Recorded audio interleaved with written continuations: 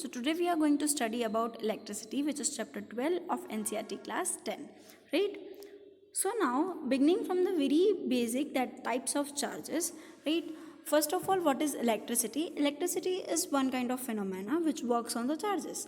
ठीक है, तो चार्जेस कौन से टाइप के होते हैं? तो there are basically two types of charges, one is positive and another one is negative.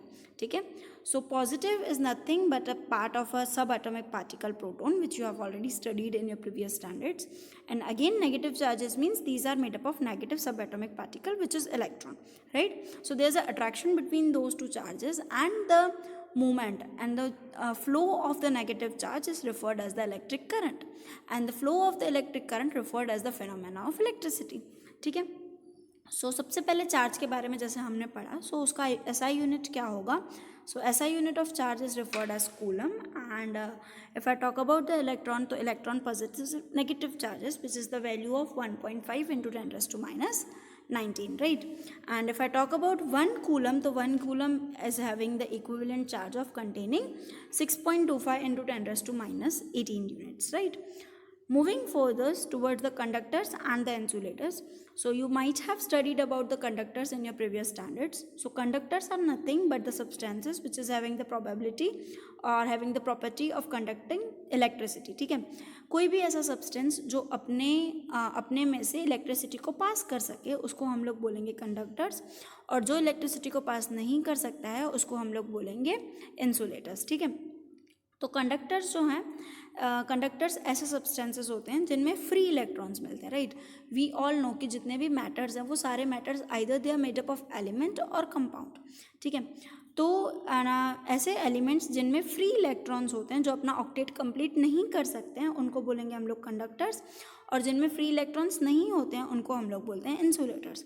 Conductors के एग्जाम्पल की बात करूँ तो these are copper, and insulators की बात करें तो rubber. You can see in this figure that the copper is being the one conductor which can flow the charges, and rubber is the insulator जो charges को flow होने नहीं देता है.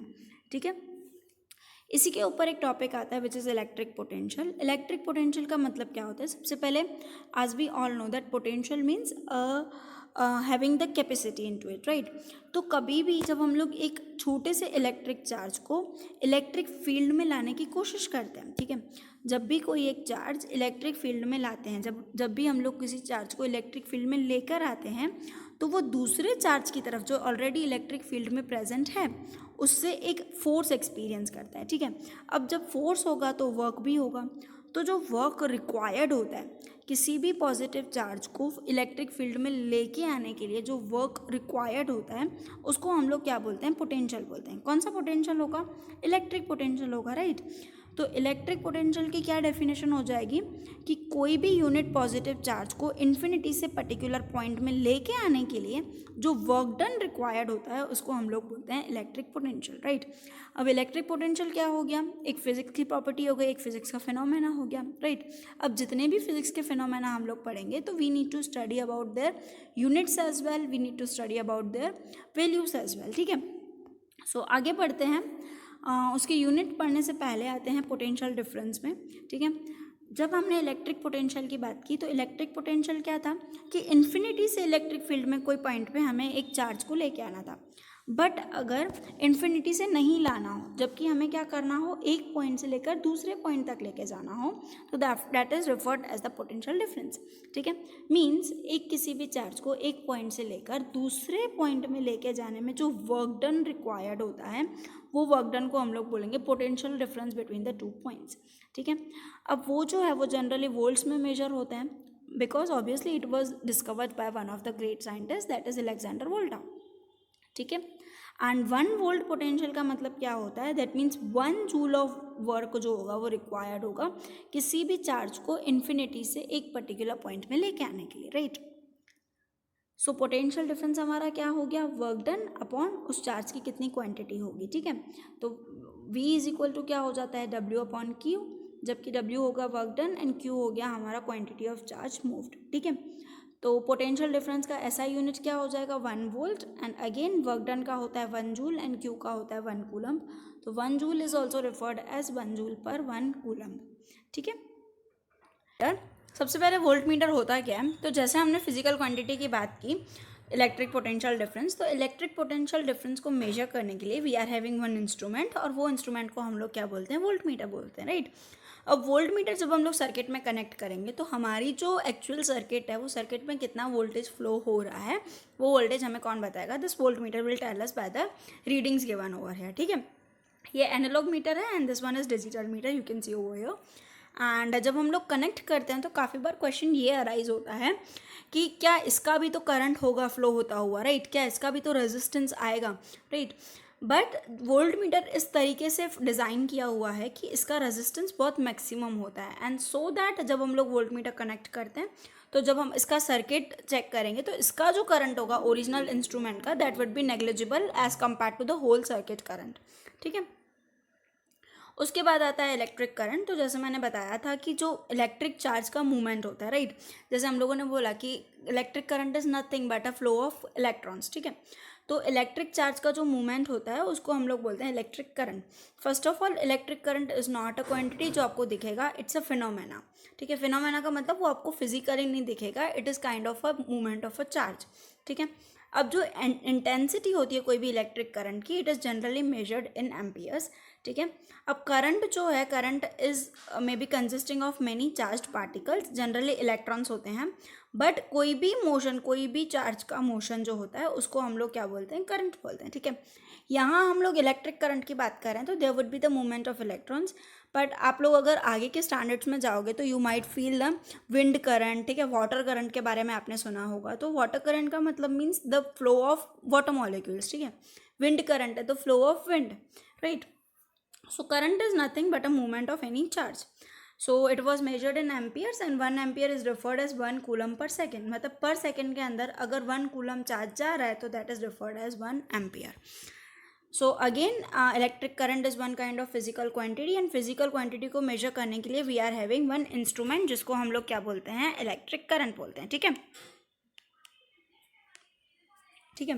अब एमीटर जो है, ammeter is kind of a measuring instrument जो मेजर करता है हमारे इलेक्ट्रिक करंट को which is flowing in our circuit, and again इसका यूनिट जो होगा that is referred as the symbolic capital A, you can see over here, hence the name. And ammeter का जो है उसका रेजिस्टेंस बहुत हम लोग कम रखते हैं सो दैट वो करंट की वैल्यू हमें प्रॉपरली दे पाए, right. So again this is circuit diagram, you can see electric circuit दिखाया हुआ है यहाँ पे, जिसमें एक बैटरी है, एक प्लग की है, and electrical component is there, connecting wire is there, and yes इसको डायग्रामेटिकली रिफर करेंगे, इसको हम लोग क्या बोल सकते हैं, सर्किट डायग्राम बोल सकते हैं, राइट।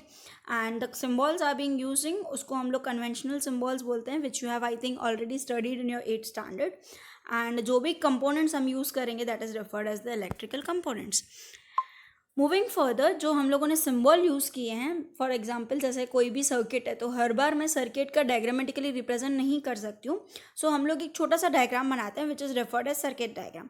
बट सर्किट डायग्राम में एक्चुअल फिगर्स बनाना इज़ क्वाइट डिफिकल्ट, तो हम लोग एज अ ऐसा यानी सिस्टम इंटरनेशनल के अकॉर्डिंग हम लोग एक फंडामेंटल सिम्बॉल्स यूज़ करते हैं, एंड दो symbols are represent as here, ठीक है।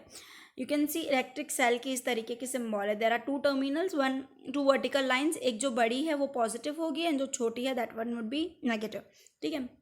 This is closed key, this is plus key, then wire joint, wire crossing, यहाँ पे ज्वाइनिंग नहीं है, दिस इज वायर ज्वाइंट, ठीक है। Be very careful in that, and this is again bulb resistance, variable resistant, and ammeter, and this voltmeter, ठीक है। And George ओम की बात करूँ तो यू माइट हैव रिमेंबर्ड कि जब इलेक्ट्रिसिटी की बात हो और जॉर्ज ओम की बात नहीं हो, that is completely impossible. So he was a German physicist and the mathematician, and as a school teacher Ohm ने he began his research with the new electrochemical cell, and which was invented by one of the great scientists that is Alexander Volta, and इसका खुद का own creations use करके ओम has found that there is a direct proportionality between potential difference and the conductor of the electric current, ठीक है। तो वो relation को हम लोगों ने क्या बोला था, ओम्स लॉ बोला था। एंड अगेन ओम्स लॉ क्या करता है, एक्सप्लेन करता है रिलेशनशिप बिटवीन किसके बीच में, वोल्टेज, करंट और रेजिस्टेंस के बीच में, ठीक है। अब इलेक्ट्रिशियंस को यूज़ करके काफ़ी सारे ऑटोमोटिव टेक्नीशियंस, स्टीरियो इंस्टॉलर्स हैं, उन्होंने इस चीज़ को यूज़ किया है। एंड कैसे यूज़ किया है, सबसे पहले स्टार्ट करते हैं ओम्स लॉ। तो ओम्स लॉ क्या बोलता है कि कांस्टेंट टेम्परेचर पे अगर एक कंडक्टर में से करंट फ्लो हो रहा है तो तो वो डायरेक्टली प्रोपोर्शनल होगा किस चीज़ के, उसके पोटेंशियल डिफरेंस पे, ठीक है। एक कांस्टेंट टेम्परेचर पे अगर एक कंडक्टर में से करंट फ्लो हो रहा है तो that current flow will be directly proportional to the potential difference of the end, ठीक है। अगर मैं उसको डिनोशन करती हूँ तो v is directly proportional to i, and if I want to remove this proportionality constant तो वो हो जाएगा इज इक्वल टू r। तो r यहाँ पे हमारा हो जाएगा resistance of the conductor which can also be written as i is equal to v upon r and i is equal to v upon r, right. So जो current है that would be directly proportional to potential difference और inversely proportional to the resistance, ठीक है। Resistance से inversely proportional होगा and potential differ से directly होगा। So अगर रेजिस्टेंस की बात आई तो रेजिस्टेंस क्या होता है, काफ़ी बार क्या होता है कि जब कोई भी इलेक्ट्रॉनिक वायर में से पास ऑन हो रहा है तो क्या होता है कि जो एक्स्ट्रा करंट है that extra current will be attached by the resistance. Resistance क्या करता है, एक्स्ट्रा फ्लो ऑफ चार्ज को रोकता है, ठीक है। फॉर एन इलेक्ट्रॉन जो एक टर्मिनल से दूसरे टर्मिनल तक जर्नी होती है that journey is not a direct journey, ठीक है। उसमें क्या होता है कि ऐसी पॉसिबिलिटी होती है कि जो इलेक्ट्रॉन्स हैं that may move with a zigzag path, उसकी वजह से क्या होता है काफ़ी सारे कोलिजन्स होते हैं, राइट। तो वो कोलिजन्स को फिक्स करने के लिए we are having one hindrance, उनके मूवमेंट को हिंडरेंस देता है which is referred as the resistance, ठीक है। और रेजिस्टेंस का ऐसा यूनिट रहेगा that is ohms and it is symbolically denoted by this symbol. फिर आता है रेजिस्टेंस की बात करूँ तो what are the factors affecting resistance. तो काफ़ी चीज़ें डिपेंड करती हैं, अगर कंडक्टर का लेंथ ज़्यादा है, अगर उसका एरिया डिफरेंट है, अगर उसका नेचर है, टेम्परेचर है, इन सारी चीज़ों पे हमारा रेजिस्टेंस क्या करेगा, फैक्टर मतलब डिपेंड करेगा, right. Now if I talk about resistivity, तो ऐसा एक्सपेरिमेंट लिया गया था कि जो हमारा रेजिस्टेंस है वो सबसे पहले डिपेंड करेगा अपनी लेंथ पे, इन्वर्सली प्रोपोर्शनल करेगा एरिया से। अगर इन दोनों कंटेंट को अगर हम लोग ज्वाइन कर लेते हैं तो r is directly proportional to l upon A. Questions तो क्या होगा, r is equal to rho l upon A, वहाँ पे जहाँ पे रो हम क्या बोलेंगे, रेजिस्टिविटी, ठीक है। अभी रो जो है इट इज़ कांस्टेंट एंड उसको हम लोग रेजिस्टिविटी ऑफ मटेरियल बोल सकते हैं। एंड अगर मुझे इसको इसमें सब्जेक्ट बनाना हो तो रो इज इक्वल टू क्या हो जाएगा, आर ए अपॉन एल, ठीक है। सो आर का यूनिट इज ओम, ए का होता है मीटर स्क्वायर एंड एल का हो जाएगा मीटर। तो अगेन रो का यूनिट मुझे क्या मिल जाएगा, ओम मीटर, राइट। तो ऐसा unit of resistivity is referred as ohm metre. Moving further, यहाँ पे कुछ सब्सटेंसेस की रेजिस्टिविटी दी हुई है and it varies with material to material, तो we are not suppose to worry about it, these are only just for information, ठीक है। यहाँ पे आपको कंडक्टर्स हैं, इनकी रेजिस्टिविटी बहुत ज़्यादा कम मिलेगी, around in the range of 10⁻⁸। उसके बाद आते हैं alloys and then again insulators, right. आगे बढ़ते हैं, रेजिस्टिविटी एलॉयज की जो होती है that is much more as compare to the pure metals. For example जैसे मैग्नाइन की रेजिस्टिविटी होगी which is the alloy of the copper and manganese, उसकी 25 टाइम्स होती है विद द ओरिजिनल कंडक्टर, ठीक है, with respect to the original conductors. तो alloys कब भी बनाए जाते हैं, जब हम लोग कोई भी मटेरियल्स को हीट कर रहे हैं एंड यस उनको कंबाइन करके हम लोग अलॉयज़ बनाते हैं, राइट। तो अलॉयज़ की रेजिस्टिविटी ज़्यादा होती है, ताकि क्यों, बिकॉज उसमें हम लोग हीट की वजह से क्या करते हैं, करंट पास ऑन करते हैं, राइट। एंड जब करंट पास ऑन करते हैं तो lot of heat is being producing between them, right. Alloys जो हैं, अलॉयज़ में ऑक्सीडेशन ईजिली नहीं होता है even at high temperature because they are combination of different elements, ठीक है। आगे बढ़ते हैं, जब कॉम्बिनेशन ऑफ रेजिस्टर्स की बात आती है तो we can combine obviously in 2 ways, one is series and another one is parallel. तो सीरीज में जब हम कनेक्ट करेंगे तो as the word suggest, series means एक के एंड के साथ दूसरे का स्टार्टिंग ज्वाइन करना, ठीक है। तो combination of resistance of series के अकॉर्डिंग जब हम लोग से अलग अलग रेजिस्टेंस को सीरीज में कनेक्ट करते हैं तो जो टोटल रेजिस्टेंस मिलेगा वो सबका क्या मिलेगा, सम मिलेगा, राइट। फॉर एग्जाम्पल अगर नंबर ऑफ रजिस्टर सीरीज़ में हमने बैटरी के साथ कनेक्ट किए हैं तो जितना उनका इंडिविजुअल रेजिस्टेंस होगा अगर हम उनको टोटल करते हैं तो दो total resistance will give us the equivalent resistor of the series one, right. तो with this we can help find out the whole current कि सर्किट में कितना करंट हो रहा है, though we know the individual resistance. For example you can see over here, यहाँ पे एक सर्किट है जहाँ पे 3 रेजिस्टेंस हमने लगाए हुए हैं and we are having with respect to 3 different voltage of the individual resistance, ठीक है। तो टोटल वोल्टेज क्या मिलेगा, V is equal to V1 plus V2 plus V3, ठीक है। एंड ओम्स लॉ के अकॉर्डिंग मैं क्या लिख सकती हूँ, V is equal to IR। तो अगर मुझे इसका इंडिविजुअल फाइंड करना हो तो क्या होगा, V1 is equal to IR1, इसका फाइंड करना हो तो V2 is equal to IR2 and again V3 is equal to IR3। अगर मैं ये तीनों 1 2 3 4 इक्वेशन सब्सटीट्यूट करती हूँ दिस वन में, फर्स्ट वाले में, तो मेरा क्या वैल्यू हो जाएगा, IR is equal to IR1 plus IR2 plus IR3, ठीक है। And if I am taking I as common तो क्या हो जाएगा, R is equal to R1 plus R2 plus R3।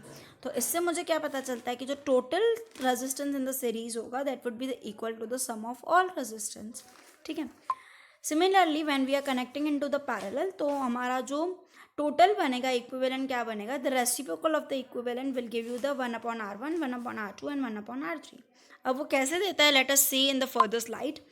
तो जब हम लोग पैरेलल में कनेक्ट करते हैं तो उनका जो पोटेंशियल डिफरेंस रहता है वो सेम रहता है, जबकि क्या हो जाएगा, करंट डिफर हो जाएगा, ठीक है। तो अब उसको हम लोग किस तरीके से डिराइव करेंगे वो देखते हैं। You can see over here, जब हम लोग तीन रेजिस्टेंस लगा रहे हैं in the parallel form means एक दूसरे के पैरेलल में, तो we are having 3 flow of current that is I1 I2 and I3। तो टोटल करंट क्या होगा, I1 plus I2 plus I3 रहेगा, right. And according to Ohm's law हम लोग क्या लिख सकते हैं, I is equal to V upon R। अगर मुझे सिर्फ फर्स्ट वाले के लिए चाहिए तो क्या होगा, I is equal to V upon R1, I2 is equal to V upon R2 and I3 is equal to V upon R3, ठीक है। When I am substituting 1 2 3 4 equation in the above one, तो मुझे क्या मिल जाएगा, V upon R is equal to V upon R1 plus V upon R2 and V upon R3, ठीक है। And again अगर मैं V कॉमन निकालती हूँ तो वो कट हो जाएगा एंड मुझे क्या मिलेगा, 1 upon R is equal to 1 upon R1 plus 1 upon R2 and 1 upon R3। Therefore we can conclude that the sum total of resistance in the parallel resistant connection is equal to the sum of the reciprocal of all the resistance, ठीक है। Next is difference between parallel connection and the series connection. तो parallel connection का क्या होता है कि अगर पूरे इलेक्ट्रिकल अप्लायंसेस में कहीं पे भी एक जगह भी डिफेक्ट आता है तो बाकी वाले जो अप्लायंसेस हैं वो नॉर्मली वर्क करेंगे। But in the series connection क्या होता है कि अगर हम लोग पूरी सर्किट में कहीं भी डिफॉल्ट आ जाता है तो पूरी सर्किट हमारी वर्क करना स्टॉप हो जाएगी, ठीक है।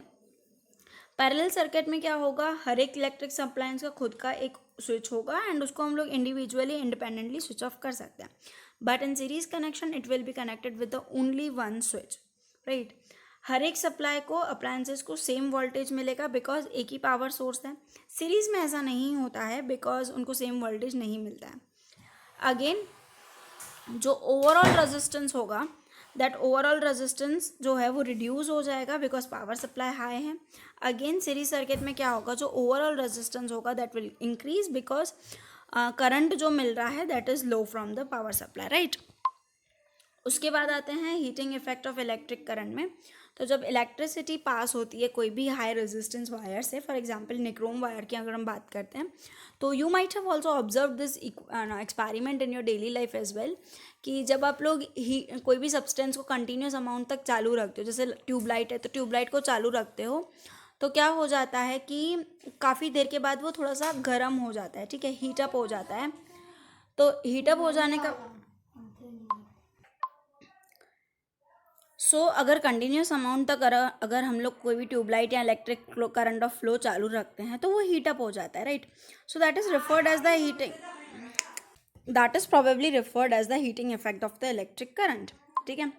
अब James Prescott Joule was one of the great English physicist, जिन्होंने क्या किया था, he has discovered the law of conservation of energy as well as the first law of thermodynamics, right. तो he is derived the energy of the SI unit of energy that is referred as joule was named under him, ठीक है। उनको honour देने के लिए ये name रखा गया था, obviously it was found by him. So he has given as Joule's first law.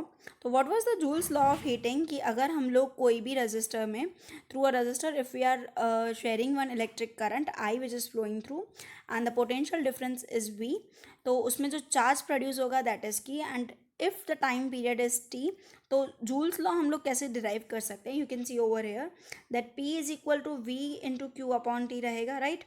जहाँ पे Q अपॉन T को हम लोग क्या ले सकते हैं, I ले सकते हैं, राइट। तो पावर इज इक्वल टू क्या हो जाएगा, VI हो जाएगा and again if I M multiplying this P into T which will give me heat, ठीक है। तो हीट की वैल्यू क्या मिल जाएगी, VI/T, right. According to Ohm's law V की जगह हम लोग क्या लिख सकते हैं, IR लिख सकते हैं and again IR into IT will give you I² T। तो H is equal to I² T which was given by Joule scientist and again this was referred as the Joule's law of heating, right. तो इसका मतलब क्या होता है कि कोई भी वायर जब हीट अप हो रही है तो that is completely referred directly proportional to the current flowing into it and resistance and the time taken by the flow of charge, right. तो जो हीट प्रोड्यूस होती है वायर में, again it is directly proportional to the square of the current, resistance of the wire and the time for which current is being passed. उसके बाद आते हैं heating effect के एप्लीकेशंस. हम लोग डेली लाइफ में बहुत यूज़ करते हैं. For example black body radiations, then electric stoves हैं, सोल्डरिंग आयंस हैं, कार्ट्रिज हीटर्स हैं, देन इलेक्ट्रिकल फ्यूजेस हैं. उसके बाद आते हैं electronic cigarettes, right, work by heating effect of electric current. Then thermistors are also there. You might have seen geysers in your house, right? Electric conduct heaters are also there. तो वो सब जो हैं that is all because of the heating effect of electric current. उसके बाद आते हैं electric energy पे. तो जहाँ से हीटिंग इफेक्ट निकला दैट मीन्स वो कुछ ना कुछ पावर कंज्यूम करता होगा. तो power P is equal to क्या होता है, V upon I, right. V को हम लोग आई स्क्वायर आर बी लिख सकते हैं और may be V square by R बी लिख सकते हैं by putting Ohm's law in the different position. तो जो ऐसा यूनिट था इलेक्ट्रिकल पावर का that is referred as watt, and 1 watt is equal to 1 volt into 1 ampere, ठीक है. अगर बट इन केस जैसे आप लोगों ने इलेक्ट्रिक बिल वगैरह कभी देखा हो तो यू माइट हैव सीन कि जो इलेक्ट्रिकल यूनिट्स आते हैं तो that is referred in 1 unit. तो 1 unit क्या होता है, 1 kWh होता है, जिसको अगर हम लोग जूल में कन्वर्ट करना चाहें तो that is equal to 3.6 into 10⁻⁶ joule. This is not 106, this is 10⁻⁶, ठीक है, 10⁻⁶. And yes, with this we are completing the chapter. Thank you so much for watching, and if you are having any query you can obviously share me in the comment box, as well as you can drop me an mail in my given mail id. Thank you so much.